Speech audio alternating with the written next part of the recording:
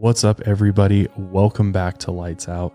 Today's episode, we are going to be diving deep into the sick, twisted, demented world of Jeffrey Dahmer. Jeffrey Dahmer is one of those people who I think intrigues all of us because of just how fucking crazy this guy is. And the things that he did are truly horrific and things of nightmares, truly. But before we get into Jeffrey Dahmer, I wanted to thank our sponsors today, EveryPlate and Care Of, for supporting the show. Really appreciate it. As well as if you guys haven't checked out my other podcast, the Mile Higher Podcast, I co-host that with my wife, Kendall Ray, and we cover true crime and conspiracies over there. It's definitely more of a conversational podcast going back and forth between us. So I just wanted to throw that out there for all you new people that have come to Lights Out. If you have never checked out the Mile Higher Podcast, highly recommend you do. We definitely get into some pretty interesting discussion over there. So if you haven't checked us out, I'll put the links down below for you guys. So our story with Jeffrey Dahmer begins when he was born on May 21st, 1960 in Milwaukee, Wisconsin, to parents Joyce and Lionel Dahmer. Now, Jeffrey was their first child, and the pregnancy for his mother was very difficult because she had developed seizure-like symptoms, which the doctors really couldn't explain. Now, the doctors tried to prescribe her some different medications like barbiturates as well as morphine to try and help, figure out what was going on with her and hopefully ease her symptoms. This is particularly interesting because some people believe that perhaps the medications that she was on may have somehow affected the pregnancy and may have had some sort of effect on Jeffrey. Again, there's not really any proof or actual connection there from what I could find, but it is an interesting thing to note. Now, as a toddler, Jeffrey was a pretty normal kid. He was happy, high-spirited, energetic. I mean, your typical toddler. He loved to play with toys. He loved to, play with stuffed bunnies and help his father with different things. And there was even one point in which Jeffrey and his father actually nursed an injured bird back to health. And it wasn't until age 4 when he underwent surgery to correct a double hernia when things seemed to change with him. It's like he became a different person. The reason for thinking this is because his whole demeanor seems to change as he gets older. And he transformed from this lively, joyful child into this quiet, withdrawn person. He really became a loner, I guess is the best way you could describe it. He was definitely alone a lot and, didn't really have a lot of attention from anybody else or his parents. In 1966, the Dahmer family moved to Doylestown, Ohio, where Lionel had found a job as a chemist. And at this point in time, Jeffrey had just started the first grade, and Joyce gave birth to a second son named David. Once his brother was born, it seemed like a lot of his parents' attention then, moved away from Jeffrey to his brother. But the main thing that happened was that his parents really started fighting with each other. They had a lot of marital issues. So that really had an effect on Jeffrey. And because of his parents' relationship, as well as the birth of his brother, he continued to become, more isolated, increasingly distant and shy. Just like with any child, if your parents' relationship is not good and it's tumultuous and, there's constant drama going on and arguments going on, it's going to have an effect on a child. And his parents' relationship really had a great effect on him. It caused him a lot of stress and anxiety, and he felt like he was losing control of his family relationships. And because of this, he started to shut down and act apathetically in order to push away his negative thoughts and feelings. And not staying in one place for too long, the family once again moved into a new house in 1967. There, Jeffrey met a boy named Lee in his new neighborhood, and they quickly became close friends. However, at only 7 years old, Jeffrey started displaying troubling, vengeful behavior towards his friend. One day, he brought a bowl full of tadpoles into school and gave it to his favorite teacher. When he discovered that she had later given them to Lee, he went over to Lee's house and killed the tadpoles by pouring motor oil in their water. Now, I just want to stop and think about this for a second. He's already killing things, for one. He's already killing animals by age 7 and probably earlier than that. But the fact that he knew to go get motor oil and put it into water at age 7 in order to kill tadpoles is very interesting to me, because that makes me think that he had already seeked out information on how to kill things. And I think that information probably came from his father. What's interesting about Jeffrey's father is that Jeffrey's father later admitted to having homicidal feelings of his own growing up and throughout his life. So it's very interesting that it seems that information is being passed to Jeffrey and at a very young age, because how else would he know how to kill tadpoles with motor oil? I mean, who would know that at 7? Would you know that at 7, Joel? No, I wouldn't even think about something like that if I was 7 years old. And what else is interesting, how, you mentioned the father, his mother also struggled with depression a lot, to a point where she would actually withdraw herself from family activities. So it seems like both his mom and his dad were struggling maybe with some mental illness of some sort. I 100% agree with that, because we know that mental illness can run in the family. Depression can run through the family. So it would make sense. And a lot of people always refer to Jeffrey's mom as kind of a loon, like kind of this crazy lady that, wasn't all there. So it definitely makes you wonder, how normal of a childhood did he really have? Because it seems like everybody that likes to say he had a perfectly normal childhood, his parents were religious, they believed in God, and, they went to church and all of that. But it really makes you think, what was really going on there at home? I mean, if there's marital issues there, we don't know exactly what's being said. And, they've never divulged how bad things were as far as I know. So I don't know. It definitely makes you wonder about all that. But then in 1968, Lionel Dahmer relocated his family to Bath, Ohio, changing homes for the 3rd year in a row. There's another thing that's going to have an impact on a young child, is moving around. And that's definitely not going to help with those loner feelings. I mean, if you're constantly being uprooted and moved to a different place, different town, different school, it's going to be very difficult to continue to make friends, especially if you're somebody like Jeffrey, because he's already kind of introverted and, doesn't really actively seek out friendships and things like that. So moving around was definitely really tough on him. I mean, Joel and I moved around a ton, so him and I can definitely relate to this. Yeah, I totally agree. Moving around multiple schools every few years or so can be very hard on anybody.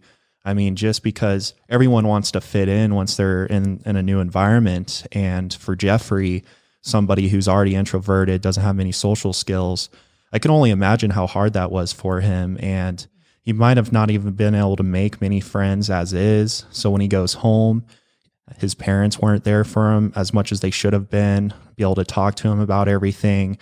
Because his dad, he worked so much. He had a PhD in chemistry, and he was never at the house for the most part. And his mom was there and did support him, but she mentally wasn't there to provide those things for him. Yeah, that's one of the biggest thing with this and with Jeffrey, is that he didn't really have that parental relationship that a young child needs and a younger person needs. You need to be able to communicate with your parents. You need to be able to be open and honest with them. And I think obviously we know that Jeffrey is homosexual. And so dealing with homosexuality at a young age, when especially your parents aren't going to agree with it, you are being told that it's wrong and it's bad, you're going to start bottling that up inside. And I think that's really where the root of the issue lies with Jeffrey, is that he starts bottling things up inside of him from a very, very young age, because he has nobody to talk to. He doesn't have any friends really to discuss these deep things with. He can't go to his parents because he's worried about what his parents are going to think. And not only that, he's already into killing animals and things like that. So who do you go talk to about things like that other than your parents? And if your parents aren't there for you, then who else is there? There's really nobody else. So you just internalize it. And that's exactly what he does, is he just buries it all deep within himself. After this last move, Jeffrey really started becoming fascinated with dead animals. And he would go around and collect them. He'd go and collect roadkill, and he would start examining them. And he really found it interesting to start taking the animals apart, dissecting them, looking at the innards of the different animals. And eventually he discovered how to use acid to strip bones clean of flesh, which I assume he got the acid because his dad had the acid, which I'm like, what's his dad doing with, acid at the house when he's got a young kid and stuff like, and how come he has access to this? This is super dangerous stuff. I mean, this stuff is corrosive. It will eat away at anything it touches. So it's very interesting to me, like the fact he had access to this, he was playing around with acid and dead animals, and his parents are like, that's kind of concerning. Like, I don't know. That to me is just super interesting. At one point, Jeffrey even skewered a dog's head on a stake, which obviously doing things like this is going to make you super introverted and socially disengaged. And the more and more he did this, the more gruesome the experiments got. And then when he hit his teenage years, to couple all of this playing with dead animals, he started drinking at a young age. By the time he was 14 years old, Jeffrey had started as a freshman at Revere High School. And that same year, he had his first homosexual experience. Being gay, however, was strongly looked down upon and not accepted in the towns where Jeffrey grew up, which I can only imagine. I know firsthand from growing up in a small town that in a lot of those places, it definitely leans more conservative, religious. And so if you are homosexual or gay or have, different sexual preferences, oftentimes you can be bullied for that. You can be discriminated against. And I saw both of those in the small town that I grew up in. So I totally believe that, he's moving around. That's hard enough. But then on top of that, he's also gay and he's having to deal with all the ridicule he's getting for that. That's got to be really hard.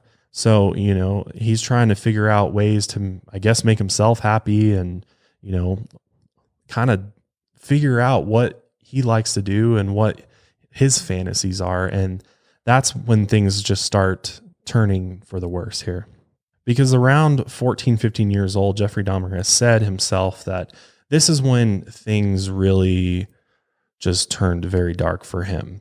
And he started having necrophiliac fantasies at this age, which inspired morbid thoughts and compulsions that he would try to suppress but fail. At school, other students saw Jeffrey as a loner with an alcohol problem. He was known to bring liquor to class and would get drunk regularly. And despite his habit, he participated in a select few extracurricular activities. He used to play tennis and he worked for the school newspaper. He received positive attention from some of his classmates by clowning around, pulling pranks. He acted out so often that practical jokes at his school became known as doing a Dahmer. However, despite trying to play off all of this as just playful humor and, kind of the jokester of the class, a former classmate of his believed that all of this was because of his alcoholism. And he's quoted as saying he was becoming sort of a lost person. And if anybody knows or has, struggled with alcohol addiction or has, started drinking at a young age, you're just not at a place mentally and just not developed enough to really deal with the, what happens after you drink and after you get drunk. And when you're that young, it can really start to just screw with your head and really start to, cause you to go down some paths that you wouldn't have otherwise gone down if you hadn't had been drinking or consuming any substance for that matter at that young of an age. Cause you're so impressionable at that age. I mean, you're still trying to figure shit out. You're just trying to stay on the right path. And it's so easy to get taken down another one. And I think all of these factors, I mean, if you're starting to see it, it's kind of like this perfect storm working against Jeffrey Dahmer. Like he's got all these different things that are all playing into him and who he's becoming as a human. And unfortunately, all of the things combined are taking him down the darkest, most evil path that you could possibly go down. By the time Jeffrey had turned 18 years old, his parents' marriage was not in a good place. And Jeffrey was often left home alone after his father had moved out and his mother took his brother to live with relatives. And he found himself living in a state of near complete privacy, and he would take terrible advantage of that. Jeffrey would later explain how he had the window of opportunity to finally act on the pervasive thoughts he had for so long. Quote, "It started gradually. I had been having for a good few years fantasies of meeting a good-looking hitchhiker and sexually enjoying him. I never thought it would really happen, but everything was set up so perfectly at one time in Ohio." Which that quote really puts everything into perspective for you. I mean, he was fantasizing about having these sexual experiences with, different types of people from a very young age. And I think because of the environment he grew up in and the fact that he was never open and honest with anybody about his sexuality, that he bottled all that up inside. And that coupled with this also strange fascination of dead animals and obviously cutting them open and pulling out their insides. I think the two of them together really played to his disadvantage, obviously, and lead to him committing his first murder On the night of June 18th, 1978, just a few weeks after Jeffrey Dahmer had finished high school, he was driving home and he came across a hitchhiker named Stephen Hicks. The two men were pretty close in age. Jeffrey had recently turned 18 and Stephen was just nearing 19 years old. And Stephen had been on his way to a rock concert in nearby Lockwood Corners. Jeffrey invited the hitchhiker back to his parents' house to drink and to smoke pot, and Stephen obviously accepted that. He was like, sure, that sounds great. So the two ended up hanging out, listening to music, and getting drunk together. And when Stephen got up to leave a few hours later, Jeffrey was all of a sudden overcome with this all-consuming sense of fear and frustration at the thought of being abandoned by his new companion. So in response to Stephen wanting to leave, Jeffrey grabs a dumbbell, bashes Stephen in the head with it. He then uses the bar in order to strangle him. Jeffrey later explained that the violent murder occurred because he simply did not want the man to go, saying, quote, "He was attractive. I was attracted to him. I didn't know how else to keep him there other than to get the barbell and to hit him with it over the head." Which, that's not rational at all. It's not a logical, rational thing, obviously, to kill somebody to keep them around. So it just shows you where at such a young age, at 18 years old, he's already at this point of desperation, it seems like, where he's like, the only way that I can ensure that I have a partner that's going to, sexually satisfy me as well as just be a companion for me is if they stay here with me. And because every other encounter, sexually and just friend wise in his prior life had gone so bad that he was already at this point where he was like, I will do anything to just have somebody here. And I don't care if they're alive or dead. And it clearly shows that Jeffrey was stuck in this fantasy land. I mean, with any friendship, obviously at some point in the night, you're going to have to part ways. And to Jeffrey, he saw that as like, this is the last time I'm going to see this guy, so he has to stay here with me against his will. And I just think that's really like fucked up. Yeah, it's fucked up. That is super fucked up. To just kill your friend, your new friend, and keep him there for your own pleasure. It just shows you that he's already not right in the head. Because after he killed Stephen, he already bashed him over the head, choked him out, killed him with the dumbbell. He then stripped him naked and then masturbated on his body. And then after, he finished that, he realized, holy shit, what did I just do? I just killed my friend and now I need to deal with this. So he had to figure out how to dispose of the evidence of his crime. So Jeffrey takes the corpse of Stephen down into the crawl space where he dismembered him and then packed his remains into plastic bags, which he buried in the backyard. See, that to me just tells you that he's way far gone at this point. I mean, he's already comfortable enough to start dismembering a human body, and that's so much different than an animal in a lot of senses. I mean, big difference there. Hunters dismember animals when they go hunting, in order to harvest the meat. So that to me is different from dismembering a human body. And that's what Jeffrey Dahmer was already doing at 18 years old. And he probably was nervous or scared about it, or maybe not, but the fact that he did it was just absolutely wild. Dr. Park Dietz, the forensic psychiatrist later called to judge Jeffrey's sanity, discovered through his consultations with the murderer that the sheen of viscera and organs aroused him and amplified the enjoyment he received from cutting apart the bodies. Which, the way that I understand this too, is that the sheen of viscera kind of resembles the attraction that people have to satin or, any type of smooth fabric, how that smooth fabric can turn you on, or latex or leather, how some people are into that kind of porn or something like that. The actual shiny, fabric-y substance. And apparently viscera, like when you look at organs like that, has that same type of shininess to it. So it can actually cause that same type of reaction for a human and get them sexually excited, which is fucking crazy to think about. But this is what happened with Jeffrey. Jeffrey was afraid that the remains of Stephen would be found, so he ended up digging up parts of the body a few weeks later, and he ended up removing the flesh from the bones before dissolving it in acid. He then took the bones and smashed them into fragments with a sledgehammer and then strewed them across a wooded area behind his home.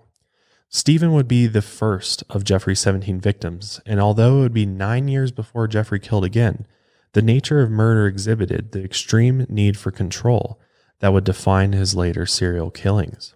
So after the murder of Stephen, Jeffrey tried to forget the crime and distance himself from his homicidal drive, his urge to kill, his urge to have sex with dead bodies, that necrophiliac fantasies that he had.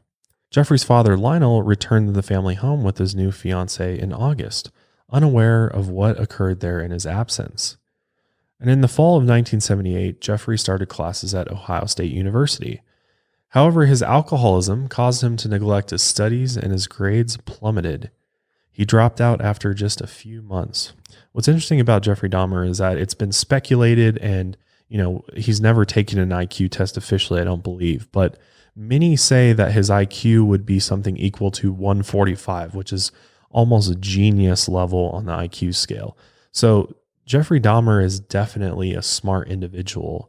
So he really should have done well at school, and probably would have if he had been dealing with alcoholism. Because after only attending school for a few months, he actually dropped out. And with his father's encouragement, Jeffrey then enlisted in the army and was sent to Germany to serve as a combat medic. Can you believe that? Yeah, that's a guy that dismembered another human being, joined the army and became a combat medic. Can you imagine the people that had Jeffrey Dahmer working on them, or, helping them in the army? That's absolutely terrifying. It's really crazy to think about. Such an ironic job for him to do. And honestly, I think he probably chose that job on purpose. I would imagine that because he had the fascination with the human body and everything. I think my gut feeling is that he probably pursued the combat medic role for sure. He was stationed abroad from 1979 until 1981, when he was discharged for his drinking habit, which had spiraled out of control. Two fellow soldiers would later report that Jeffrey had sexually assaulted them while they were serving in the military together. Oh, man. I can only imagine what kind of creep he was in the army. I'm sure people were fucking looking over their shoulder when he was around. But upon leaving the military, he chose to fly to Florida instead of returning home out of the shame of having to face his father. He could not avoid his family for too long, however. And after a brief and unsuccessful stint living and working in Miami Beach, he returned to Ohio. And not long after coming home, Jeffrey was arrested for drunk and disorderly conduct at Ramada Inn. And his father decided that, because of Jeffrey's repeated delinquency, it would be best if his son went to stay with his grandmother, who was a kind, church-going woman that lived in West Allis, Wisconsin. So in 1982, Jeffrey moved in with Grandma. And boy, does Grandma have no idea what's about to happen at her house. Oh man, it's crazy. Once he was there, he began attending church with his grandma in an attempt to push away his sexual, necrophiliac, and violent fantasies. And despite his efforts to keep them at bay, his compulsion returned and he began drinking again, finding that these thoughts are very powerful, very destructive, and they do not leave. And Jeffrey proved unable to control himself. And I think he did say church was kind of working for him a little bit for a little while, but I mean, it works for everybody for a little while, until you really get in deep with it and you start realizing whether or not, this is for you or not. So at the initial phase, you kind of get that good feeling and probably, a little bit of spiritual shit happening on the inside with him. But those urges, man, way too strong. Because Jeffrey was arrested again in September of 1986 after he masturbated in front of two 12-year-old boys by a river.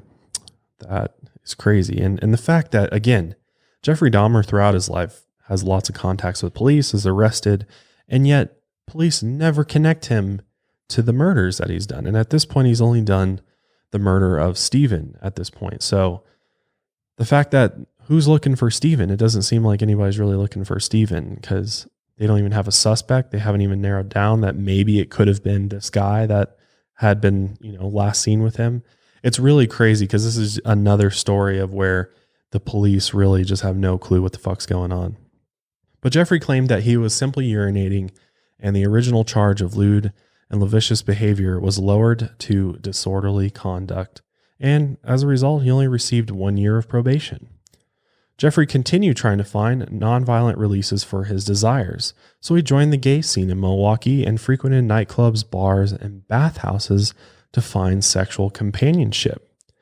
Late at night, after the clubs closed, he visited the bathhouses where he hooked up and had sex with other men. That's so wild. I don't even know of any bathhouses in Denver.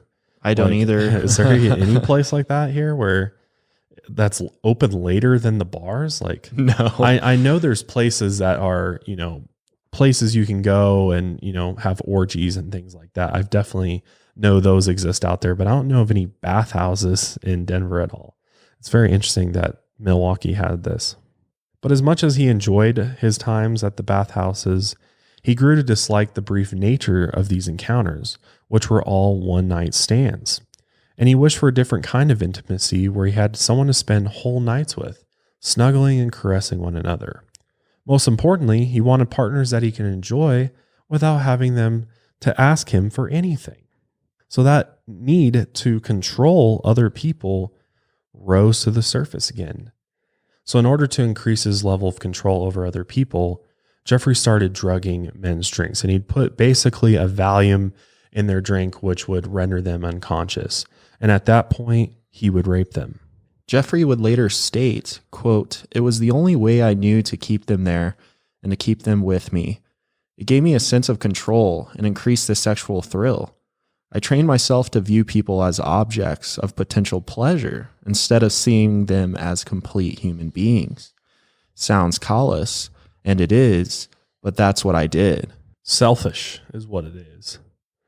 Selfish because he's not thinking about the other individual, and it's not helping him cope with anything at all. It's making things worse because he's now taking a human being and reducing them to an object pretty much. They're just an object that's there to fulfill his desires sexually. That's all these men are.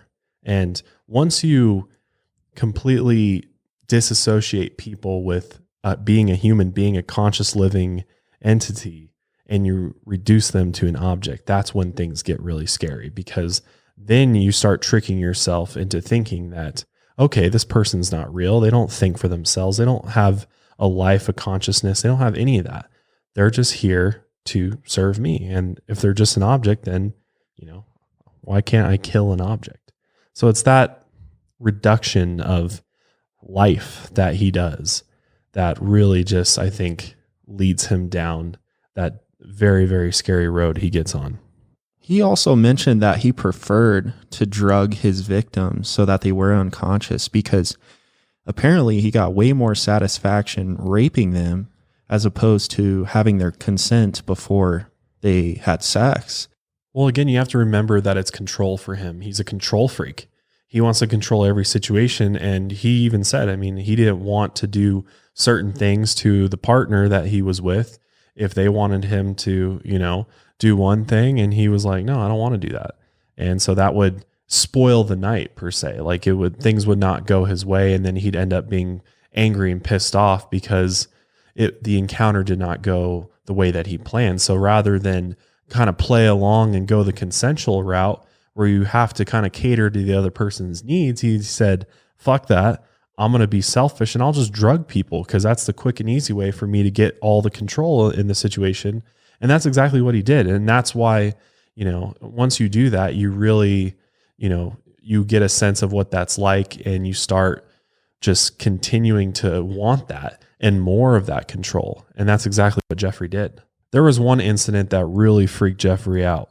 One night in the summer of 1987, Jeffrey overdrugged his victim, and he ended up having to call the paramedics because he thought he had killed him.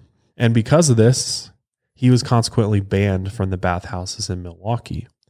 In another failed attempt at achieving gratification, Jeffrey sought intimacy with a mannequin. He actually sneaked into a department store waited till the store closed, and then stole a male mannequin to bring home with him. Because I think after he got caught, he overdrugged somebody. He was like, fuck, like, maybe I'm going to try to correct my behavior. And instead of using real people, I'll try a mannequin and see how that works. And he would bring his mannequin that he stole in his bed in his grandmother's basement. And he'd pretend that it was alive. He undressed it. He cuddled it. He made love to it. And very quickly, he realized that this mannequin could not completely fulfill his needs.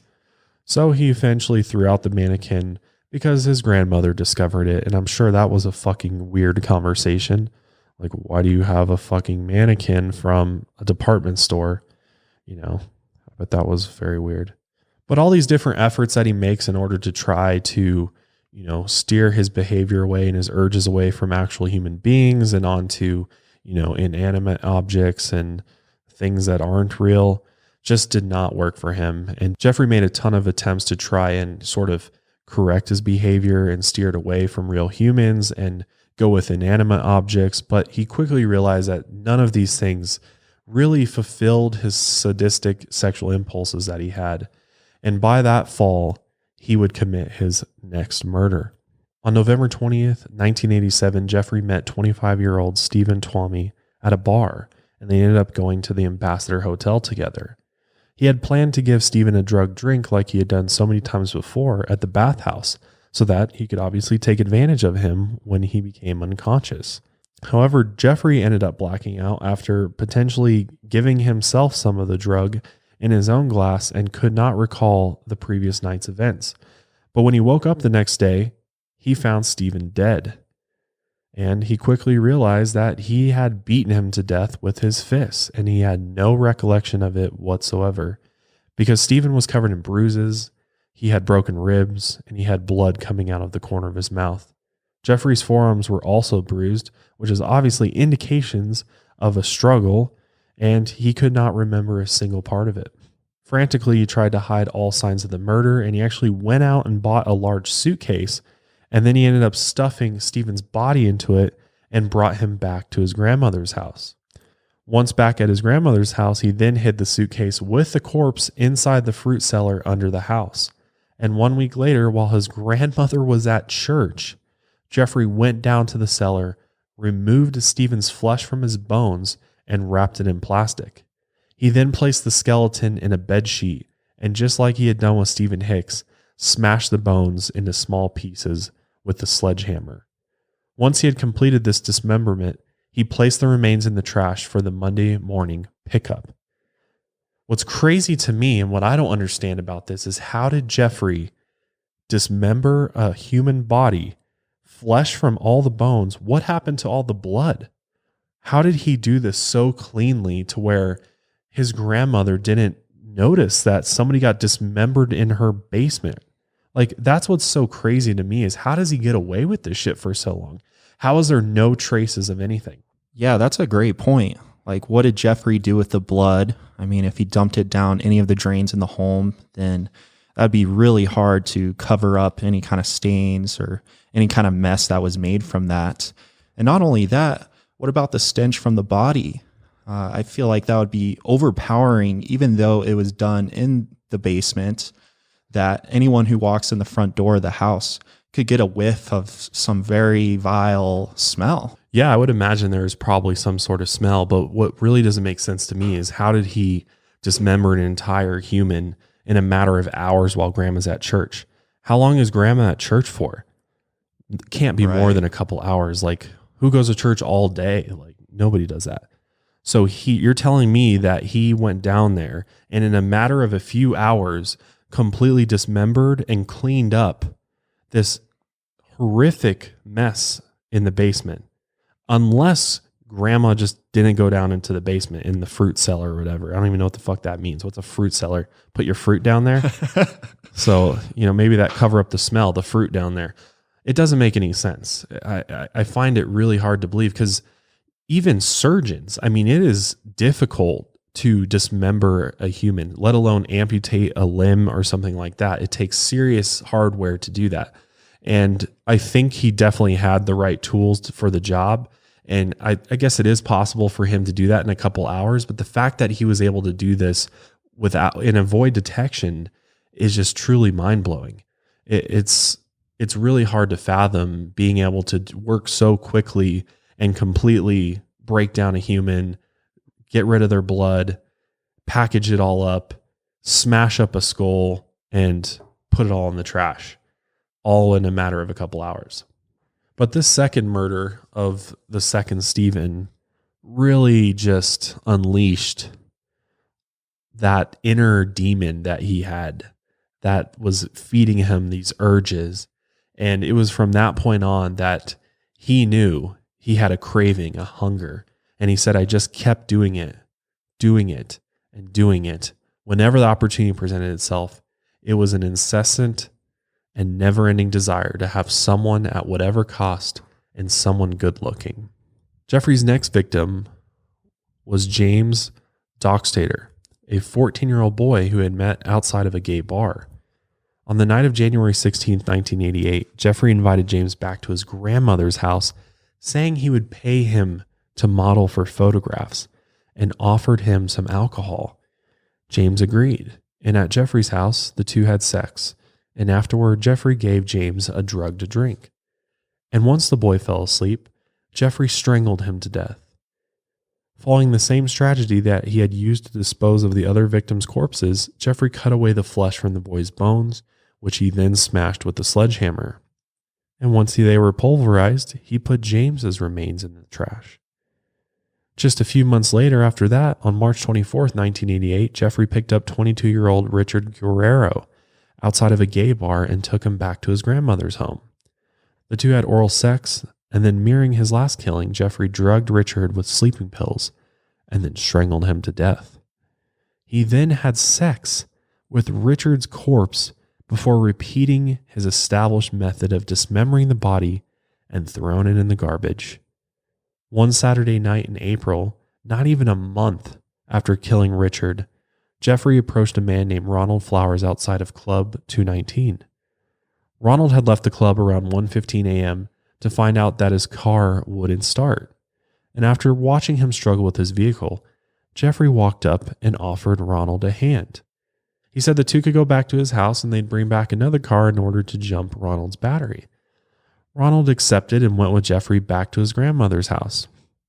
And while there, the two stopped for a quick cup of coffee.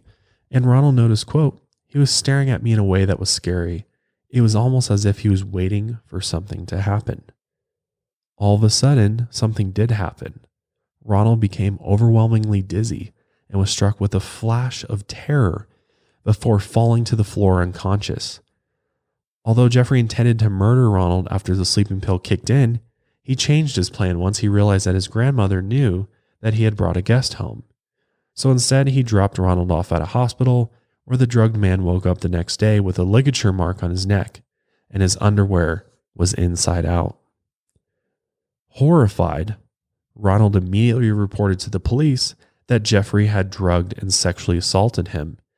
When questioned by officers, Jeffrey lied, saying he and Ronald were drinking together all night.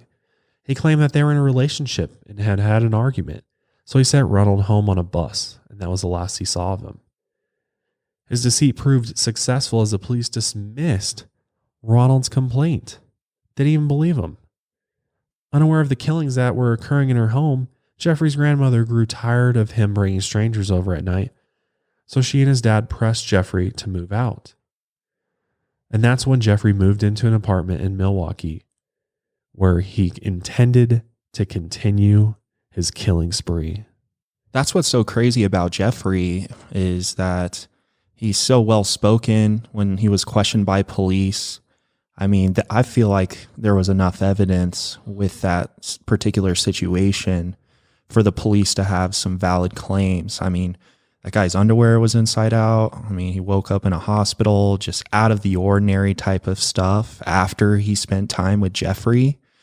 And maybe just after a quick talk over with him, he was just somehow able to convince them that, oh no, everything's fine. You know, nothing happened. And a lot of people who knew Jeffrey saw him as just a very witty, outspoken individual. who could basically talk his way out of anything. Master manipulator, man. Smart. That's how serial killers often are. In order to get away with shit like this for so long, you have to be smart and witty. You got to be able to fool everybody. And Jeffrey had the looks. That's the thing about Jeffrey, is by a first glance at him, he looks like a totally normal guy. You would never suspect the insane things that he did. And that really, and he was white too. And he preyed on minorities because he knew at that period in time that the people that he preyed upon were most likely not going to be believed by police. And oftentimes they weren't even going to be looked for by people. Nobody would miss them. So he really thought through, his victims, on who he was going to take advantage of. So that's all serial killer things. That's all things that serial killers do. They really are meticulous about how they operate. And Jeffrey was for a very long time. Only one day after moving into his new place, Jeffrey came across 13-year-old Somsak Synthosomophone. And Jeffrey approached the boy as he was walking home from school with the proposition of paying him $50 to model for some photographs. Somsak agreed and went back to Jeffrey's apartment. And back at the apartment, Jeffrey started snapping pictures.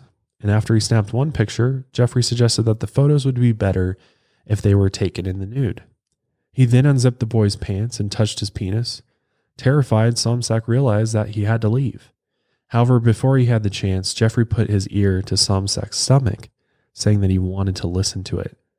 After a few moments, he turned his head and started kissing it. And obviously this is scaring the shit out of Somsak, so he mustered all of his strength and, despite having been drugged, ran out of the building. Because Somsak was able to get out when he did, Jeffrey was arrested and charged with second-degree sexual assault. But even though Jeffrey was arrested and charged with second-degree sexual assault, he posted bond while he awaited his sentencing at his grandmother's house. He pled guilty to the crime, claiming that he believed Somsak to be older than he really was. And at the trial, he was extremely remorseful, expressing regret for his deplorable actions, and convinced the court that he wanted to change. However, clearly, he was just putting on a performance in front of the judge and jury, and he really didn't want to change. On March 25th, 1989, while waiting for the verdict, he brought home 24-year-old aspiring model Anthony Lee Sears, who he had met at a gay bar, once again under the pretense that he would pay him to model for photographs. And again, just like routine, Jeffrey drugged Anthony after they had sex and strangled him. He then had sex with his body before dismembering the corpse and disposing of it. However, he kept Anthony's skull and genitals as trophies. What's fucking crazy about this is I believe Anthony's skull and genitals he actually put into a box, a metal lockbox. And I believe he brought this metal lockbox with him a lot of places. I mean, he kept it in his room for the most part, but he actually, I believe, brought this box with this head and genitals in it to his work because he felt like he wanted to have Anthony there with him. It's just so fucking sick.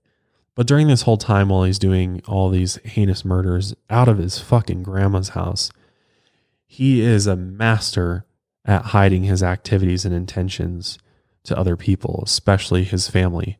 And during a visit with his father and grandmother, recorded in a home video, he casually speaks about living in his apartment, his hopes of having them come visit, and his diet of eating McDonald's food. And we'll just play that little clip for you. You're looking good though, you look nice and trim. Oh, that's good to hear. You look like you're working out. No, I've been surviving on McDonald's food for, since I moved down there. And of course, you woke up at what, 8 this morning? Right. And then you cleaned up your apartment really nicely so you could show us what it looks like? Yeah, I want you to come over if you feel like it. I haven't done any dusting or vacuuming or anything. I do that on Sundays.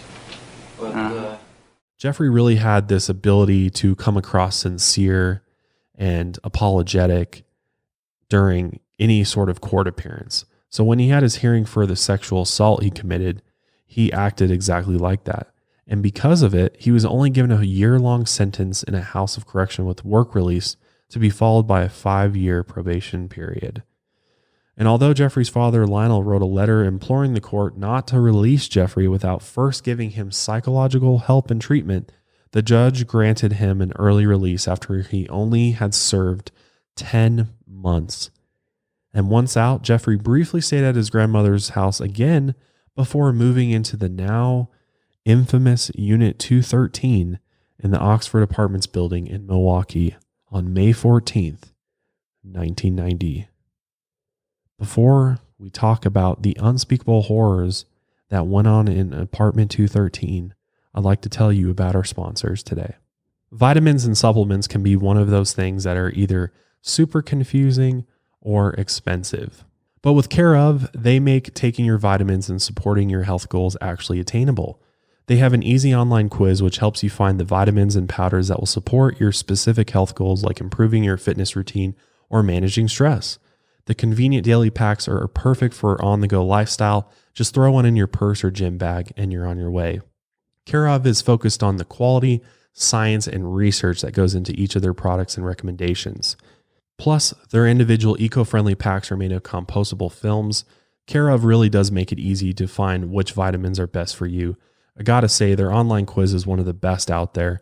And when I took the quiz, there were so many different supplements and vitamins I had never even heard of that were going to be beneficial for me, specifically for stress and sleeping, as well as energy and digestion. I got all of those all in one convenient pack, which is already pre-measured out into individual little bags.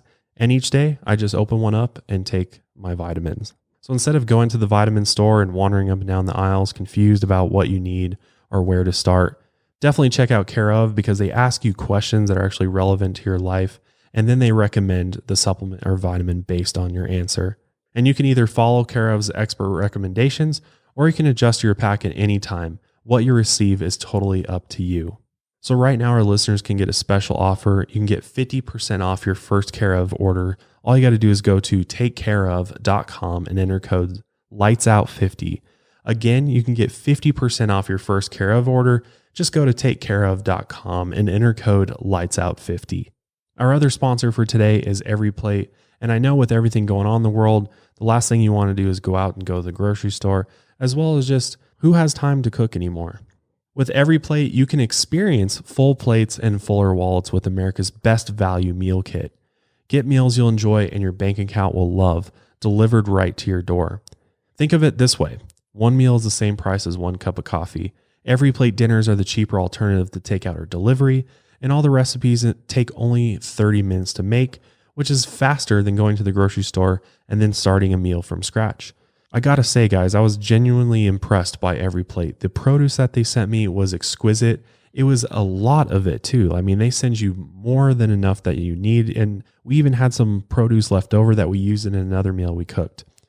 I ended up getting some chicken poblano tacos, soft tacos, and they were so good. It was super easy to make with all their pre-measured ingredients, and it only took about 30 minutes with cooking and cleaning. Another thing I love about EveryPlate is they now offset 100% of their carbon emissions. It's truly the best value meal kit out there. Plus, the recipes and the food they deliver is top quality and delicious. So enjoy your first week of EveryPlate meals for only $3.99 per meal by going to everyplate.com and use code LIGHTSOUT11. So in May of 1990, Jeffrey is now living in Unit 213 in the Oxford apartment building. And according to Jeffrey's neighbor, Vernell Bass, who lived in apartment 214 across the hall, the area where Oxford Apartments is located is considered to be, a rougher part of town. It was a predominantly black neighborhood, and Jeffrey was the only single white man living in the area. And in retrospect, Vernell realized that Jeffrey's decision to live there was strategic because the police's attention was almost solely focused on drug deals. There's a lot of drug activity there. It was almost like Jeffrey knew that he could hide in plain sight in that apartment complex. When Jeffrey first moved in, however, the building's fellow occupants were unsuspecting and found the new resident to be seemingly normal, easygoing person who mainly kept to himself.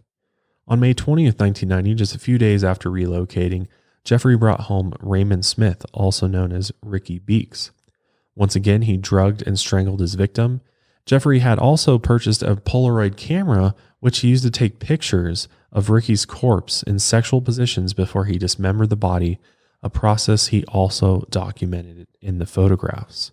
It's hard to understand why anybody would, let alone dismember somebody, but then also take photographs of it. And according to Jeffrey, he did this because it was kind of like allowing him to keep those people with him and kind of keep those memories with him, I guess. I mean, I don't know why you'd want to keep that with you, but that's why he took snapshots of what he did. It seems like a way that, you know, he could relive those experiences whenever he looked at those photos. Maybe it brought him back to every moment that he spent with that person. Yeah, and honestly, it probably brought back those sexual feelings. You know, obviously he gets turned on by dismembering people, so I assume that the photographs are for sexual reasons. Because the snapshots did not stop there, he ended up taking pictures of all the remaining victims that he had. Jeffrey also kept Ricky's skull as a memento, and realizing that he was unhappy wasting the bodies of those he murdered, he entertained the delusion that they could live on inside of him if he cooked and ate their flesh. So he tried a piece from Ricky's bicep, consuming it while looking at the photograph of the murdered man. Jeffrey later explained his cannibalistic turn, divulging, quote, "There's no way of saying it without sounding gruesome. I don't know how to describe it. You've had filet mignon, haven't you? Very tender. It did give me some satisfaction. Made it feel like they were more of a part of me." It's fucking sick. Sick. Oh, totally. I will never understand cannibalism. I really don't. And if what he's saying is true as far as how he thinks about it, that he legitimately feels like they're now a part of him because he ate the person, I don't think I'll ever be able to wrap my head around that. It's just so fucking sick. But Jeffrey killed again on June 24th, 1990, when he brought 27-year-old Edward Smith home and drugged, strangled, and dismembered him. Jeffrey tried to dry Edward's skull in the oven to preserve it, but it ended up shattering. Jeffrey's next killing did not quite fall into the pattern that he had orchestrated for himself. Because one day in September of 1990, 22-year-old Ernest Miller agreed to go over to Jeffrey's apartment and model in exchange for money. Jeffrey tried to drug him, but was unsuccessful because he only had 2 sleeping pills. And instead of strangling his victim, he slit Ernest's throat with a knife. After posing with the body and taking photographs, Jeffrey defleshed the bones and bleached Ernest's entire skeleton, which he kept intact in his apartment. Oh my God. Just don't understand. Just don't understand why. What about having a skeleton of somebody you killed in your apartment is comforting? It makes no sense whatsoever. But then 22-year-old David Thomas was next. On September 24th, 1990, Jeffrey drugged, strangled, and dismembered him in his regular fashion. After David, Jeffrey's killings temporarily slowed during the months of failed attempts to bring men home with him. Then in February of 1991, he successfully lured 17-year-old Curtis Straughter over and offered to, pay him to take pictures of him nude. The two then had sex, and Jeffrey drugged and strangled Curtis. He photographed the process of dismembering the young man, then kept his skull as an addition to his morbid collection. Less than a month later, Earl Lindsay also fell into Jeffrey's sinister modeling trap. The 19-year-old was consequently drugged and strangled. Jeffrey violated his corpse, making it perform oral sex on him before dismembering it and disposing of the remains. Earl's skull, too, became part of his growing set. Jeffrey successfully used his photography front again on May 24th, 1991, to manipulate 31-year-old Tony Hughes into coming to his apartment after the two had met at a club. Relying on the same murder strategy, he drugged Tony and strangled him. He then left his body lying in his apartment for a few days before dismembering it and keeping the skull. Over time, Jeffrey had created a system in which he incapacitated victims, murdered them, then used their bodies for sexual gratification before dissolving their bones and flesh in acid. Here's a clip of him describing the process of finding the men he would kill. I'd go to the nightclubs, drink, watch the striptease shows, and if I didn't meet anyone at the bars, I'd go to the bath clubs and meet someone there, offer them money, and we'd go back to the apartment, have a few drinks. I'd have the the sleeping pill mixture already prepared. Person would drink it, fall asleep, and that's when they would be strangled. Despite committing all these murders and acts of cannibalism, it did not sufficiently fulfill his need for companionship. Jeffrey still craved a way to have a conscious living sexual partner that he could also exert total control over. It was at this point that he embarked on sadistic experiments meant to put young men into a completely submissive state of being. He confessed, "I wanted to see if all this was possible to make, it sounds really gross, zombies, people who would not have a will of their own. So I started using the drilling technique." And this technique he's talking about involved drilling holes into victims' heads while they were still alive and then pouring hydrochloric acid into the openings, pretty much trying to perform lobotomies. And hydrochloric acid is going to eat away at your brain. And imagine dying that way. It's completely horrifying. And at first, when he first tried doing this, he instantly killed the person he was trying to transform into a zombie. So he tried again with a dilute acid, struggling to perfect the method through trial and error. In an interview later on, he described attempting these different ways to feel connection to the men he killed. It's just so fucked up how Jeffrey reached a point where just killing somebody was no longer enough and that he had to torture them. And I mean, I can't imagine how much pain would a drill going through your head would cause. But not only that, then getting acid poured into your head. Like, I can't even fucking wrap my mind around that. What I don't understand, though, is why he did this. Because according to him, he did it because he wanted to turn them into zombies. But I feel like he's smart enough to know that drilling a hole into somebody's head and then putting hydrochloric acid into their head is not going to work. Like, he knows what acid does. He's been dissolving bodies in acid. He knows that it eats away. What did he think he was going to do if he put just barely enough in there that it was going to eat just away like a portion of the brain, and that they would somehow be, I guess he thought they would be disabled by that. And once they were disabled and their memory was gone, hoping their memory was gone, because just because somebody's disabled doesn't mean they don't remember what you just did to them, let alone the pain. And it doesn't work scientifically, like medically, that doesn't work. And he had to have been smart enough to know that. So that's where I really question him doing this, in the sense that he did it in order to gain control over somebody. Because to me, I just see sick, evil actions happening. That's all I see is him trying to up the level of pain he inflicts on his victims, because strangling them and dismembering them got boring and wasn't giving him the thrill that he wanted. I think it really came down to, he just wanted to see people suffer in pain. I agree. And he fed off that. That turned him on. And the more pain and the more destruction he could do to somebody before he killed them, the better. Because that also put him in the ultimate control seat, you know?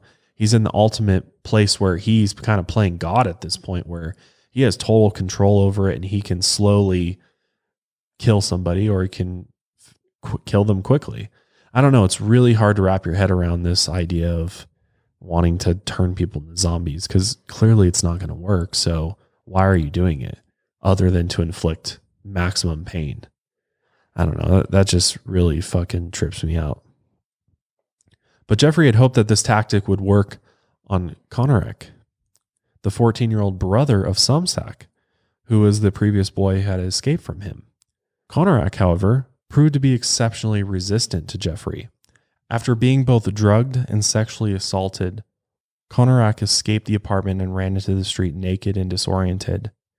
And on that day of May 27, 1991, 17-year-old Nicole Childress and a friend she was driving with witnessed a young boy staggering in the street and pulled over to check in on him. Nicole found him incoherent and trembling and saw blood coming from his rectum, so she called the police for help. And I'll play that 911 call because it's just fucking insane. Okay, hi. I'm on 25th and State, and this is young man. He is butt naked. He has been beaten up. He is very bruised up. He can't stand. He's study fall out. He is butt naked. He has no clothes on. He was really hurt. And I ain't got no quarter on him. I just seen him, and he needs some help. Where is he at? On 25th and State, the corner of 25th and State. And while she was on the phone with 911, Jeffrey came walking up. He yanked the boy to his feet in an attempt to drag him back to the apartment because obviously he's freaking the fuck out because he knows the police are going to be on the way and he could be completely exposed at this point. Nicole was suspicious and obviously super distrustful of Jeffrey, and she tried to fight him away until the police and emergency medical personnel could reach the boy. The fire department arrived first and covered Konarak with a blanket. Meanwhile, Nicole waved down police officers Joseph T. Gabrish and John Balzarak, who were just driving up to the scene. Jeffrey, though, spoke with both officers trying to convince them that Konarak was his adult boyfriend who had gotten drunk and wandered off. Nicole tried to warn the police that she had strong doubts about Jeffrey, but they dismissed her, telling her to butt out. Jeffrey told the officers that she had been acting crazy the whole time, and frustrated, Nicole left for just a moment to go down the street to her aunt's house and tell her what had happened. By the time she returned, everyone had left, including Konarak. Not knowing what had happened to the boy, she asked her aunt to call and check to see if he was okay or if he had been taken to the hospital. And when they had called the police back to see what had happened to the boy, the police simply told her that it had been taken care of, claiming that Konarak was intoxicated and that the whole thing was a boyfriend-boyfriend thing. And they also asserted that Konarak was an adult, despite Nicole being like, this boy was younger than me. I mean, he's 14 years old. The fact that the cops just like completely fucked up this especially and just sent him back with Jeffrey is absolutely insane. The police even had gone back with Jeffrey and Konarak back to apartment 213, and they saw Konarak's clothing and pictures of the two men together and assumed that Jeffrey was telling the truth. They were inclined to trust the word of the calm, well-spoken, attractive white young man who had repeatedly told him that he and Konarak were in a relationship and decided that they did not want to be involved in what they believed was just a lover's spat. How dumb could they be? This boy was so clearly fucking underage. And they didn't even search Jeffrey's apartment at that point or even run his ID. This dude may have had warrants. He may have been person of interest in other cases that were open, but they didn't even do that much. What else is crazy is Konarak had blood coming from his rectum. And what? The police didn't question that? I just don't get that. Seriously, though. And obviously Nicole pointed that out. So the fact that they just were like, whatever, it's just a boyfriend situation, clearly prejudice against gay people. I mean, they didn't even want to bother with it at all because it was uncomfortable or whatever. But it's just not doing their job at all. Because they were clueless that Jeffrey was still on probation for sexually assaulting Konarak's brother. And most disturbingly, they were unaware that just a few hundred feet away in Jeffrey's bedroom lay the body of Tony Hughes. And yet again, Jeffrey's crimes went undetected and he would continue his serial murders. Once the officers left, Jeffrey killed Konarak by injecting acid into his head after drilling into it. He then dismembered the boy, adding his skull to the number of others he stored in his home. After this, Jeffrey's murders only accelerated more. Attempting to better hide the growing number of corpses in his apartment after his close call with law enforcement, he purchased a large barrel from a hardware store and filled it with muriatic acid to dissolve the body parts. Jeffrey's neighbor Vernell Bass awoke to a horrible smell one night that emanated from the apartment across the hall. Oh my God, I can't even imagine what that smell must have been like. Holy shit. Must have been so fucking disgusting. When his wife confronted Jeffrey about it the next day, he said his freezer broke. And then it was meat that had just spoiled. And at that time, they believed his explanation. They're like, oh, it's just spoiled meat. Little do they know it's fucking corpses, dead bodies. Because, yeah, it was the stench of decomposition and bodies dissolving in acid. Right. And there's no way spoiled meat could cause that bad of a smell where your neighbor across the hall can smell it from within their place. Like, come on. No fucking way. Makes no fucking sense. It's just like dead bodies have a unique smell to them. Like, and I don't know that firsthand, but from what I've heard from law enforcement and morticians and things like that, they do have a unique smell to them. And I feel like the fact that they just believe that it was like dead animal meat rotting. I don't know. I guess they were just like probably not thinking that it could be humans, I guess you wouldn't think that. You're like, you don't assume that somebody's keeping corpses in their apartment. So between June 30th and July 15th, Jeffrey killed 20-year-old Matt Turner, 23-year-old Jeremiah Weinberger, and 24-year-old Oliver Lacey. Like so many victims before him, Matt was drugged, strangled, and dismembered. Jeffrey had attempted to turn Jeremiah into one of his ideal zombified sexual partners with the drilling technique, but instead of acid, he poured boiling water into his brain. Jeremiah succumbed to a comatose state that lasted for 2 days before he died. Oh my God. It's horrific. Boiling water. What the fuck do you think that was going to do? Both Matt and Jeremiah's heads were stored in Jeffrey's freezer after he had disposed of their corpses. When Oliver came to the apartment, he and Jeffrey had sex together before Jeffrey drugged and strangled him. Jeffrey then had sex with Oliver's body before dismembering it. He stored Oliver's head and heart in his fridge. Jeffrey claimed his last murder victim, 25-year-old Joseph Bradehoft, on July 19, 1991. After they had sex, Jeffrey drugged Joseph and strangled him to death. He placed Joseph's head in his freezer next to Matt and Jeremiah's, then stuffed the remaining body parts that he had cut up into a barrel of acid. While photographing, dismembering, and collecting body parts from his victims, Jeffrey made plans to use his artifacts to remember the men he murdered, even going so far as to plan an altar decorated for their bones to use for meditation. He literally built an altar of human skeleton remains that he killed so that he could do his little fucking rituals to make him feel better. How fucking sick. This guy clearly never has any friends and family over to his apartment. I mean, not only does he have a standing skeleton just hanging out in his house, he also has this altar with human bones. Like, what the fuck? Yeah, he definitely didn't have many visitors, that's for sure. I think one time his dad came over, and obviously he hid all of that, but he almost got caught by his dad because his dad noticed there was a metal box, like a lock box, in his closet, and it was large enough to fit a head in. And Jeffrey's dad asked him, "Hey, what's in there?" Jeffrey's like, just magazines, like, porno magazines. And Jeffrey's dad did not buy it because I feel like Jeffrey's dad had an inkling that something was very terribly wrong at Jeffrey's apartment. I'm sure he could just feel it. I'm sure if you went into his apartment, you could just feel the energy. I'm sure the energy was horrific. So heavy in there. I bet. Oh my God. So he asked Jeffrey, "Let's open the box." And Jeffrey started freaking the fuck out. He was like, "Oh my God, my dad's going to find out what's in the box." Because inside of the box, he had a mummified head and a young man's genitals in it. Can you imagine what would have happened if they had opened that box?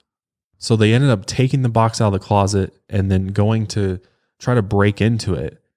And for whatever reason, they got into a fight. Jeffrey diverged, completely started a fight with his dad to the point where they both got upset and then they just completely forgot about the box. Like he knew he had to fucking do something and he did. And again, I don't remember the exact timeline of when this happened in the whole, timeline of murders because I don't even think they exactly remember when I heard it. But just the fact that there was one point in which his dad almost found out about what his son was up to. And that just would have been such a crazy moment. But nope. Jeffrey went undetected. His family had no fucking clue what he was doing. It's just crazy. But Jeffrey Dahmer's killing spree would finally come to an end on July 22nd, 1991, after he had taken 17 lives. That day, Jeffrey had lured 31-year-old Tracy Edwards over to his apartment to pose for money. He had run out of sleeping pills, so instead he planned to get this unsuspecting guest extremely intoxicated on alcohol. And after a few drinks, he asked Tracy if he could handcuff him for some bondage photos, in which I'm sure Tracy was like, this is a little weird. And as soon as Jeffrey sensed any resistance from Tracy, his demeanor completely flipped and he threatened Tracy with a knife. Brandishing a blade, he asked to listen to Tracy's heartbeat, saying that when he ate the man's heart, he would become part of him forever. And he did that a lot. He would listen to their heart because he did end up eating human hearts, and he would keep them in his freezer. Knowing that his life depended on his escape, Tracy waited until Jeffrey let his guard down and then hit and kicked him before racing out of the building and down the streets. He still had handcuffs hanging from his arm as he ran away from Jeffrey's apartment. And while running down the road, he waved down some police officers and described the terrifying situation he had just experienced in Jeffrey's apartment. The police asked him to return with them to the Oxford Apartments, where he advised them to look for a knife in the bedroom. And when the cops arrived, they entered what appeared at first glance to be an average, relatively neat apartment. However, the place had a horrible, disgusting stench. Jeffrey was calm at first and agreed to retrieve the key for the handcuffs. And based on Tracy's description of where the knife would be located, the police went to inspect the bedroom and made a grotesque discovery. Throughout the room were over 70 Polaroid pictures showing dead bodies bound and posed in sexually explicit positions, a head in a sink, a man who was cut open from his neck to his groin, and many other scenes of post-mortem dissection. When the cops found his pictures, Jeffrey became agitated and tried to fight them off. One of the officers tackled and cuffed him. The other officer went into the kitchen and checked in the fridge. And immediately after opening the door, he let out a scream. There on the shelf was a human head with its eyes and mouth wide open. Can you fucking imagine that? That'd be terrifying. Oh my God. That's like the last thing you would expect to see. A head, eyes, oh my God. And at that point, Jeffrey was quickly arrested and taken into custody. And what followed after that were hours of uncovering evidence of Jeffrey's horrific procedures and removing the remains of 11 victims from the apartment. They found 4 boxes of muriatic acid, which sat on the kitchen floor. The freezer compartment contained bags filled with a heart and chunks of muscle. A separate standalone freezer held 3 more heads, a human torso, and organs. In Jeffrey's closet, investigators found bleached skulls, 2 human hands, and preserved human genitals. More skulls were found in a cabinet drawer next to Jeffrey's bed. They had been painted gray. In that same cabinet, officers also found the skeleton of Ernest Miller stored whole and bags containing a dried scalp and dried genitals. A box in the middle of the bedroom held 2 other skulls. A total of 11 would eventually be recovered from apartment 213. The 57-gallon barrel of acid was removed from the apartment, and it held 3 decomposing torsos. A large hypodermic needle, a drill, a claw hammer, and a handsaw were also gathered from the scene. Once investigators were actively working on the crime scene, they instructed the neighbors to get the fuck out of the apartment building because they had just stumbled upon one of the most horrific fucking crime scenes of all time. His neighbor ended up saying how shocked and horrible it was that this guy was living across the way from him and he had no idea. A crowd gathered outside the building and watched the officers carry out the containers of evidence. No one had suspected the quiet, unassuming man to have been a murderer, especially one who would subject bodies to such heinous acts. Dennis Murphy, a detective in the homicide unit, interrogated Jeffrey after his arrest. Describing the initial encounter, Dennis said, quote, "When I walked into the interview room the first time, Dahmer appeared defeated. He was disheveled from fighting with the officers. He said, 'Why don't you just shoot me for what I did?' I said, 'I don't want to shoot you. I don't want to hurt you.' Then he said, 'But what I did, you guys would be famous.'" He knew it was over. And I think he fully thought that he was going to be either killed by police or he knew his death was coming soon at that point. I mean, that's the thing is the fact that he said that just shows he knew this entire time what he was doing was wrong. He knew that he was going to face the ultimate penalty for this because obviously it's just unspeakable what he did. But Dennis interviewed Jeffrey for 66 hours, during which Jeffrey confessed and divulged details about each of his killings. Based on Jeffrey's account of his first murder carried out in Bath, Investigators searched the area behind the property in Ohio just over a week later and recovered hundreds of bone fragments, including teeth, as well as a necklace that were all later identified belonging to Stephen Hicks. Then on January 30th, 1992, Jeffrey's trial for the 15 murders he committed in Milwaukee began. The case created racial tension in the community as most of Jeffrey's victims had been black men, and only one black juror was chosen to serve. The fact that most of the people that Jeffrey killed were also part of the gay community seemed for many to show that law enforcement discriminatorily chose not to take appropriate action to potentially save their lives. The apparent negligence of the police, demonstrated by the many times they failed to intervene and stop the murderer, suggested that they did not take proper care to defend the men that Jeffrey targeted. 100% the police failed. When pictures collected from Jeffrey's apartment confirmed that Konarak was one of the serial killer's victims, the public became outraged over the fact that the police had returned the 14-year-old boy back into the hands of Jeffrey Dahmer without properly investigating, despite the strong protests of the witnesses who found Konarak wandering in the street. The two officers who had taken Konarak back to apartment 213 were fired, but were later given their jobs back. What the fuck? That doesn't make any sense.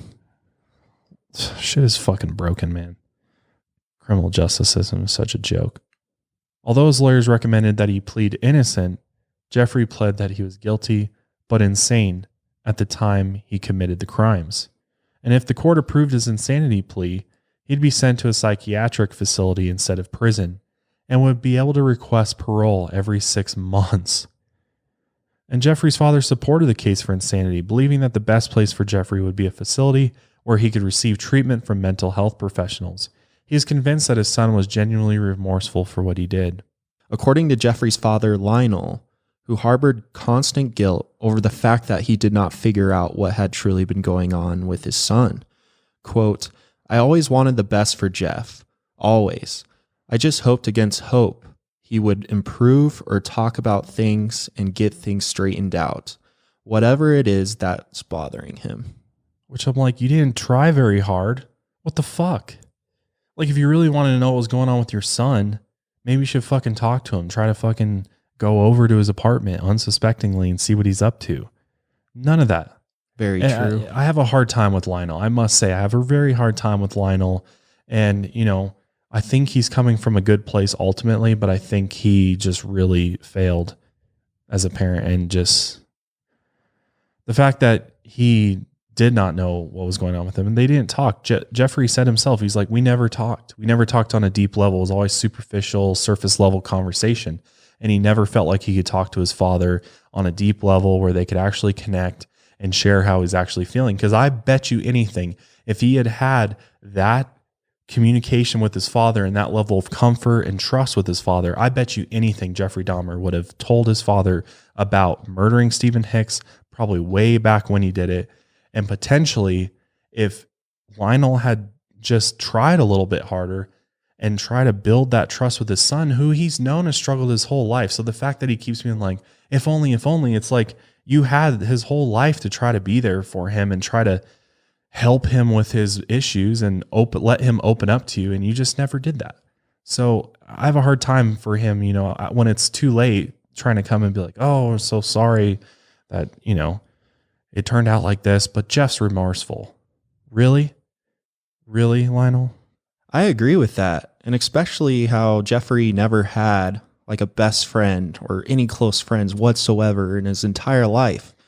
I would think Lionel would be there for him and be his best friend because he should have known that he needed that the whole time. Yeah, it's a little too late, Lionel. I mean, he's trying to come now after the fact and be like, oh, I had no idea. And trying to be like, my boy's still a good boy. He didn't even believe it for a while. I mean, Lionel didn't even believe what Jeffrey had done. Even though Jeffrey confessed to everything. Jeffrey was just, once he got caught, he was like, I got to let it all go. It's going to free me. And it did. It gave him some sense of peace when he was able to just fucking get it all out there of everything he did, all of the things that he'd been keeping inside of him and really reveal who he truly was.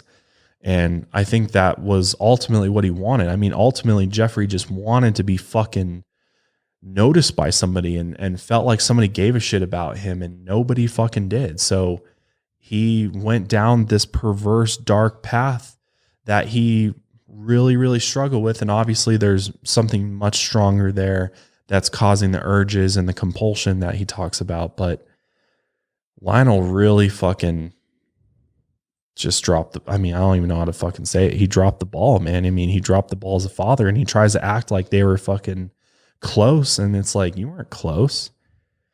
He fooled all of you. He didn't tell you guys anything. He clearly didn't think your guys' relationship was that good. And plus they were religious and judgmental about his sexuality. So Jeffrey was like, I'm not going to tell you guys anything. And yeah, I mean, you see that way too often where parents of people that are gay and, aren't accepting, are judgmental, and bad things happen sometimes, or hurt happens to those individuals, and they harbor all that hurt and resentment. And yeah, sometimes it can end up really bad. But Lionel and his second wife, Sherry, were present every day during Jeffrey's trial. And in court, the victims' families delivered impact statements expressing the terrible pain and sorrow that the murders had caused. Yeah, there's a couple moments in court where Jeffrey's getting fucking laid into by some of the victims' families, and rightfully so. I mean, good God. I can't even imagine being the victims' families, having to think about how your loved one, your son, died at the hands of this monster. I mean, it's literally the worst possible fucking things you can think of. Just horrific. But after only a 2-week-long trial, the jury was persuaded by the prosecution's argument, and on February 15, 1992, after roughly 10 hours of deliberation, they found Jeffrey to be sane and guilty on all murder charges. He was then sentenced to 15 consecutive life terms totaling 957 years. At the end of his sentencing hearing, Jeffrey was allowed to make a final statement, and we'll play that now. Your Honor, it is over now. This has never been a case of trying to get free. I didn't ever want freedom. Frankly, I wanted death for myself. This was a case to tell the world that I did what I did not for reasons of hate. I hated no one. I knew I was sick or evil or both. Now I believe I was sick. The doctors have told me about my sickness, and now I have some peace. I know how much harm I have caused. I tried to do the best I could after the arrest to make amends, but no matter what I did, I could not undo the terrible harm I have caused. My attempt to help identify the remains was the best that I could do, and that was hardly anything. I feel so bad for what I did to those poor families, and I understand their rightful hate. I know I will be in prison for the rest of my life. I know that I will have to turn to God to help me get through each day. I should have stayed with God. I tried and failed and created a holocaust. Thank God there will be no more harm that I can do. I believe that only the Lord Jesus Christ can save me from my sins. Based on that final statement, it's very hard to wrap your head around the fact that he is showing remorse. He does understand what he did and the pain he caused. And he's taking ownership and responsibility for all of the heinous things that he did. And I mean, I'm like, okay, that's great. Good for you. I'm glad you're taking responsibility for the monstrous acts you committed. But at the end of the day, it doesn't do anybody any good.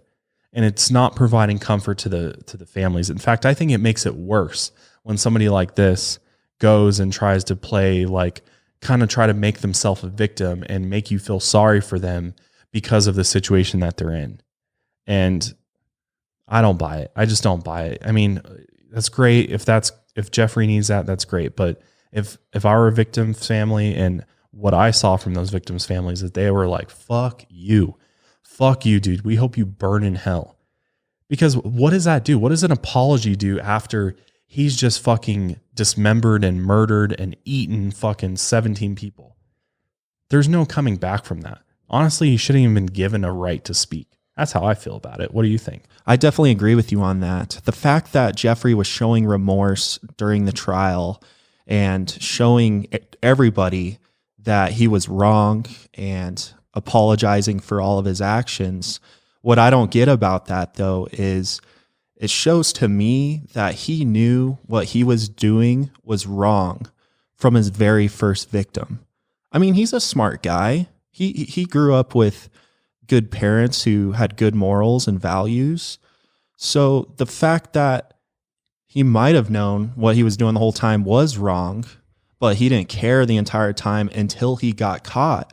To me, it just shows he was only apologizing during the trial for his own self-benefit, to maybe try and get a less harsh of a sentence or anything around those lines. That's just kind of what I feel about the trial and how he was approaching it. Well, let's not forget that he tried to plead insanity, which means he wanted to go to a mental institution, which to me, he's just looking out for himself. Right. He's done this day Year after year after year. I mean, Jeffrey is only looking out for Jeffrey at the end of the day, because that's how he's lived his entire life. He's never had anybody have his back. So Jeffrey's always looking out for Jeffrey's best interest.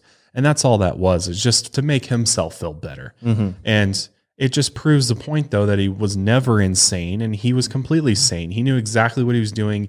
He knew that he was having urges to do something or having temptation to do something. And instead of fighting it and trying to find alternative routes around it, he fucking gave into it until the point where it just consumed him completely and he lost complete control. Even though he was controlling all these other people, he lost complete control over himself because he completely lost himself. He got lost in this fucking fantasy world he was in, where it's just him and a bunch of fucking zombies walking around.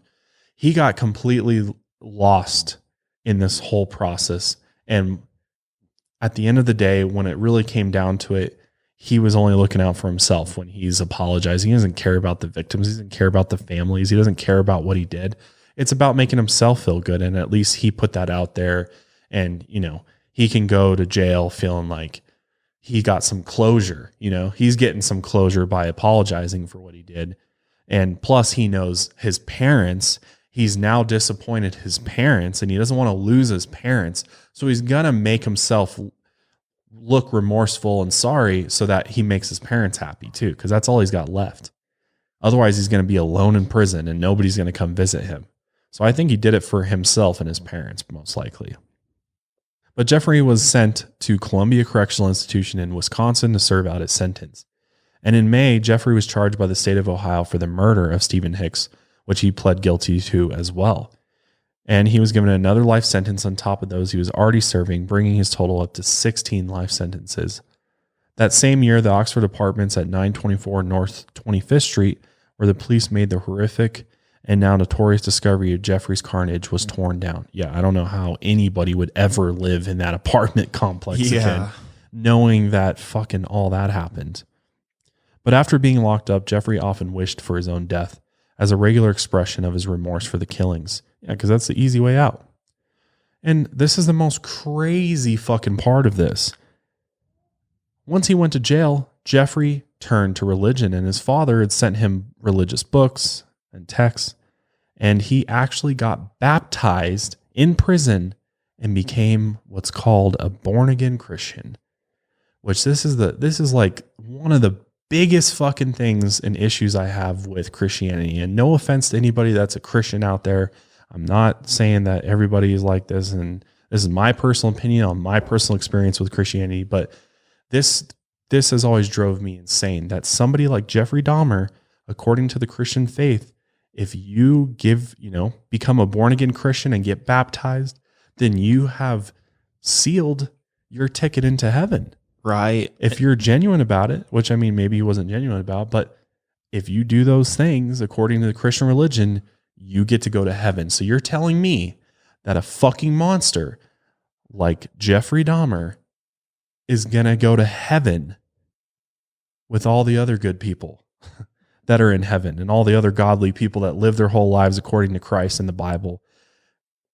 At the pearly gates, Jeffrey Dahmer's knocking on the doors, and God's going to say, "Welcome, Jeffrey Dahmer. Come on in. Come on." I mean, it just doesn't make sense to me at all. It doesn't make sense to me either after everything that he's done how he got baptized. He somehow turned to the Christian faith. He repented his sins. I just don't understand how a God could accept that and accept his past and how horrifying and how much pain he's inflicted on others and allow him in to heaven or what they believe in. Something I will never understand. I just won't. And I'm sure that it's a hard question to answer. And I know I've asked some pastors some very difficult questions like that. And even they don't have an answer to that because, I know what the answer is. I know what they would tell me, but it's all based upon belief and faith. But anyway, this is not about religions, but let's get back to the story. So when Jeffrey goes to prison, he's a Christian, he's trying to mind his business. He's in solitary, I believe, for a while, because when he did go out into the general population, he was a target of violence and hate from other inmates. Because you can imagine that this blew up. Like his trial and his arrest was like huge news, worldwide news, because it was just so appalling that the whole world had to hear about it. So he was infamous at this point, and obviously having killed a bunch of different people, and black people and Hispanic people and Asian people, that when you get to prison, and white people too, but when you get to prison, that's not going to sit well with a lot of people. And the fact that he dismembered people and all that, that's public knowledge. So prison was not a good place for Jeffrey. And even though the prison did try to keep him away from the general population, Jeffrey requested that he be moved to a unit where he could have more interaction with other prisoners. And that did not work out so well for him. On one occasion, fellow inmate Osvaldo DeRuthi cut Jeffrey's neck with a hidden razor while he was walking back to his cell. And although Osvaldo intended to slit his throat open, Jeffrey only received superficial wounds and was able to recover.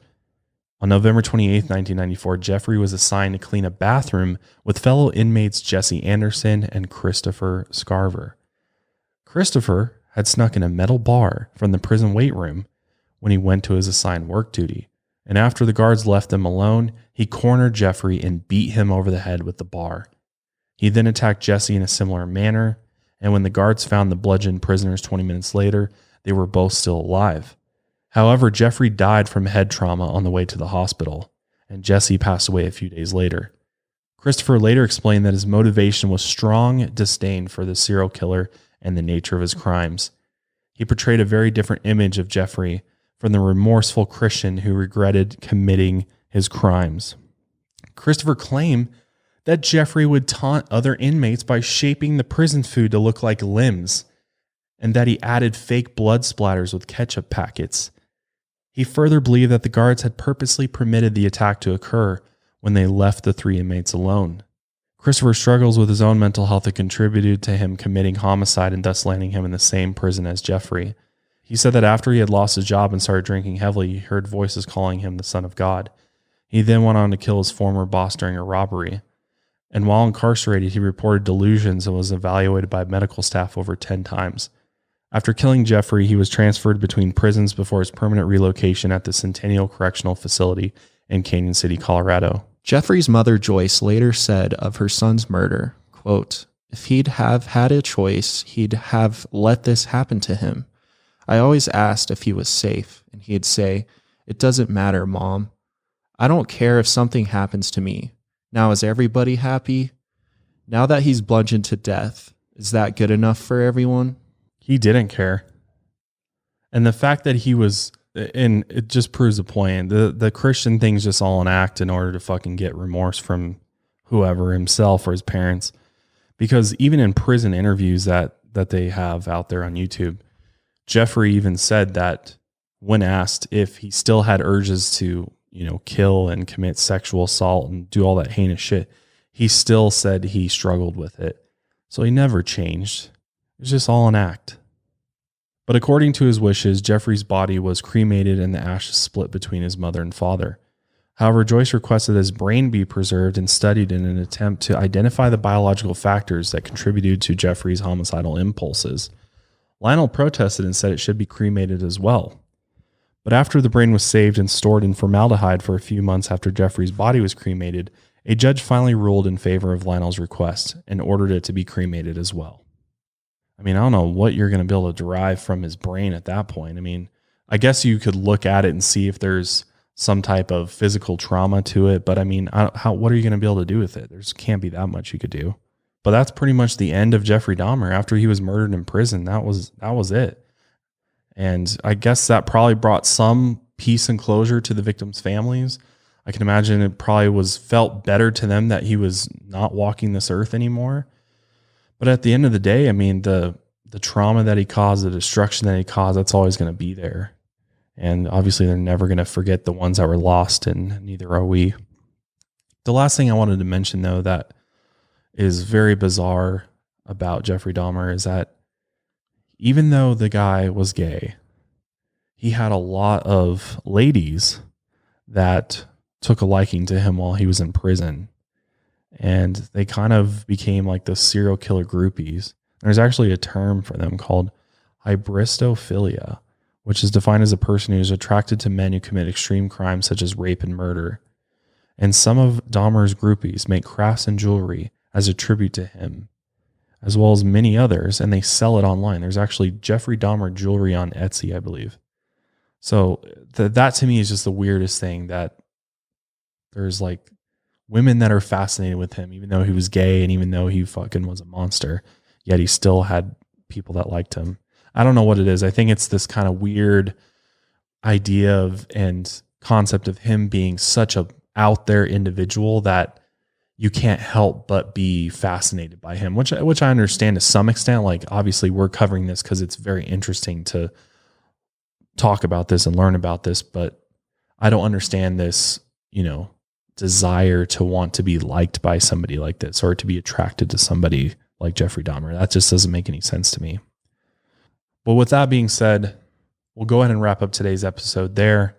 Hopefully you enjoyed this episode of the Lights Out podcast. If you did, definitely let us know. Give us a thumbs up. Make sure you follow us and subscribe on iTunes and Spotify, as well as YouTube. Definitely want to check this out on YouTube because there's a lot of stuff you'll either want to see or you won't want to see, but we'll be putting that up as well. But definitely let us know what you guys think about Jeffrey Dahmer. What do you think was the primary motivator for him doing all of these horrible acts? What do you think was really driving him? Do you think there's something genetic going on? Do you think perhaps he had a mental disorder? Perhaps it was just he was crazy? Let us know what you think. Maybe he's evil, possessed by some type of demonic entity even. I mean, let us know. I'm curious to see what you guys think about Jeffrey Dahmer and what you think about, what really drove him to become this absolute monster. But we'll go ahead and leave it there. Thanks again for joining us for Lights Out. We will see you guys next week. Lights out, everybody.